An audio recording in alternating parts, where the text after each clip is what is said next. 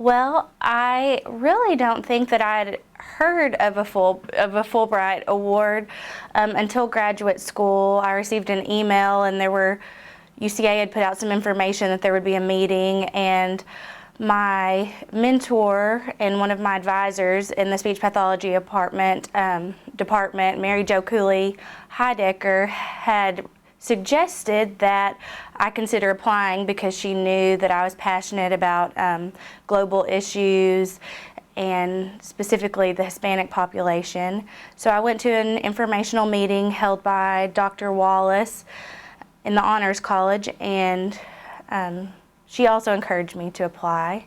So I did, and I knew that it would be really competitive, and I didn't expect to win. And then I kept finding out, you made it to the next round, you made it to the next round. And then when I found out that I won, I was really shocked but very excited. So I applied to go to Mexico because in 2007 I went on my first mission trip with my church group to Monclova, Mexico, to an orphanage there, and I've spent several summers volunteering with children in a particular orphanage, and I just really feel like I can be an advocate for kids in Mexico as well as here in the U.S. that are underserved in the area of speech-language pathology.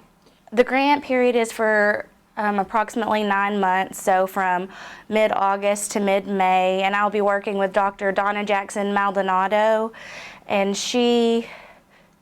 there's a language assessment tool called the MacArthur-Bates Communicative Development Inventories, and she took those and adapted them for Mexican Spanish speakers, and I'll be working with her on the validity, sensitivity, and specificity studies for one of the particular tools that's for 3-year-olds.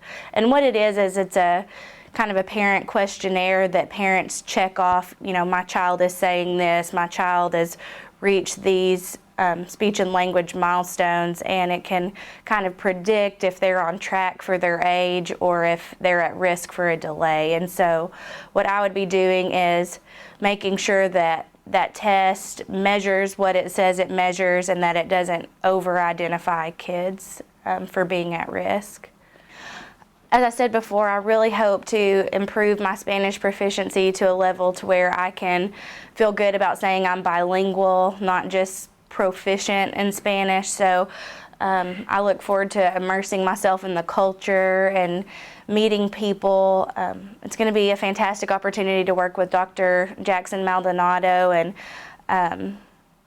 that cultural exchange aspect of, I feel like I have things to bring to share with the people there, but also so much to learn and just to experience everyday life for a 9-month period. I think cultural immersion is the best way to learn about a culture and to learn a language. So I would just really like to thank my husband and my family and friends for being so supportive, and everyone here at UCA, especially in the speech pathology department. Without the encouragement of Dr. Mary Jo Cooley Heidecker, I would have never applied.